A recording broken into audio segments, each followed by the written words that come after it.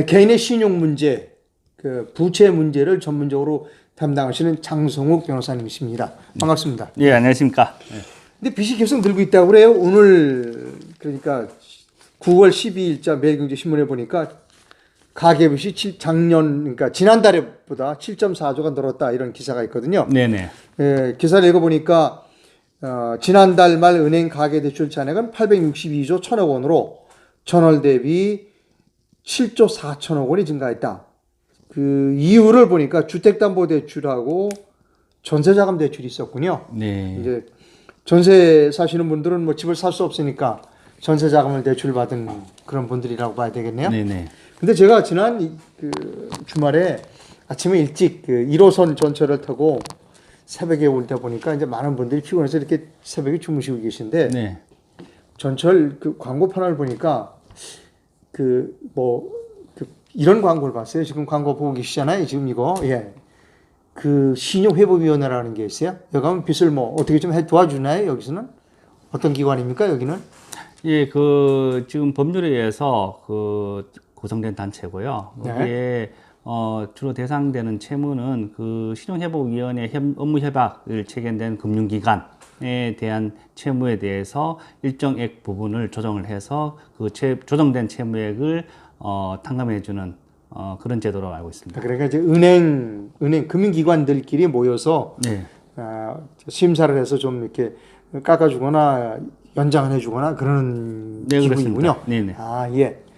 자 이제 보니까 아까 여기 올 때 보니까 우리 그 서초동 쪽에 또 변호사분들 많잖아요. 네네. 이런 그 신용 회복 도와드립니다. 파산 면책 도와드립니다. 이런 광고도 있어요. 네. 네. 저분들은 이제 변호사분들이시죠?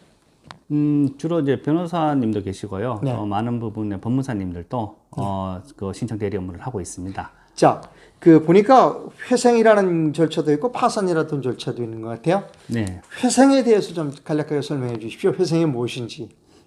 양자의 큰 차이는 내가 일정 그 채무액에 대해서 일정 부분 갚느냐 아니면은 아예 한 푼도 갚지 않고 면책을 받느냐 그 차이입니다.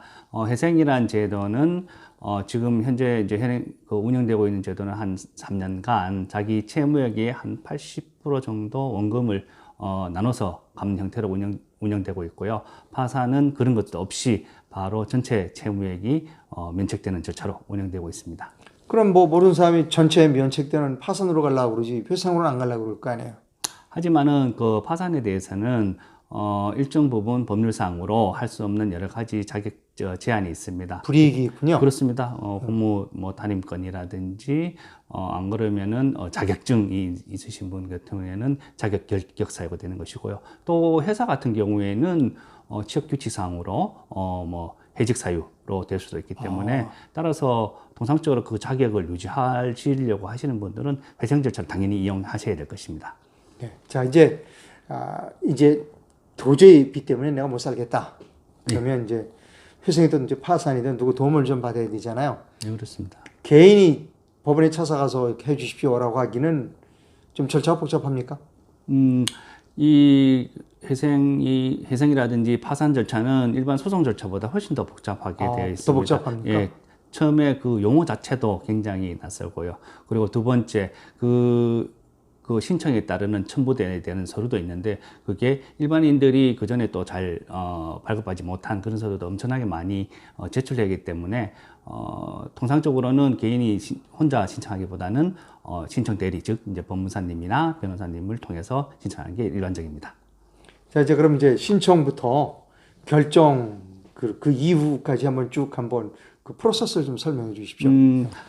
파산의 경우에는요, 파산 신청을 하게 되면은 한두 달 있다가 법원에서 파산 선고를 합니다. 파산 선고를 하면은, 그 즉시 이제 파산 관제인이 선임이 되고요. 그 파산 관제인이 그 채무자에 대해서 그 전까지 어떤 식으로 채무가 발생됐는지, 그리고 혹시나 채무자가, 가지고 있던 재산을 처분하고 파산에 들어온 것은 아닌지, 또 숨겨둔 건 있느냐 그러면 찾아낸다는 겁니까? 예. 관제인이? 네, 그렇습니다. 그럼 관제인은 본인이 선정하는 게 아니라 법원에서 임의로 선정해 주는 겁니까? 법원에서? 예, 그렇습니다. 파산관제인? 예, 그렇습니다. 아. 예, 법원에서 파산 선고하면은 그 법원에서 있는 관제인 풀이 있습니다. 거기서 임의적으로 선정이 됩니다. 그리고 아까 전에 그런 채무 재산을 다른 데 돌린 건 없는지라는 조사를 하고요. 거기에 그런 조사가 다 끝나면은 이 사람이 면책을 해도 되는지 여부에 대해서도 함께 조사를 하고 있기 때문에 거기에 대한 최종적으로 보고서를 법원에 올립니다. 그러면은 재판부에서는 그 보고서를 참고를 해서 결론적으로 이제 결정을 내리고 있습니다. 그러면 절차가 끝나는 겁니다. 파산관제인의 역할이 중요하네요. 그 사람이 재산 빼들리는 거 없는가도 좀 보고, 그래서 이제 보고서를 판사에게 제출하면 판사가 최종적으로 결정을 해준다는 말씀이시죠? 네, 그렇습니다. 예, 그러면 이제 그분의 빚이 1억이었다. 그럼 1억을 다 이제 안 갚아도 된다라고 하면 빚을 꿔준 데는 가 있을 거 아니에요. 돈을 꿔준 데가. 네, 그렇습니다. 어쩔 수 없이 따라야 됩니까? 거기는 법원의 판결을? 실제 이제 절차상으로는 채권자가 법원에 이 사람은 결론적으로 중요한 거는 이 사람이 면책을 받느냐 안 받느냐 그게 가장 핵심이기 때문에요. 거기에 대해서는 이 사람은 면책을 해주면 되지 않습니다라는 이 신청을 하고요. 이 신청에 대해서 또다시 재판부의 결정을 기다립니다.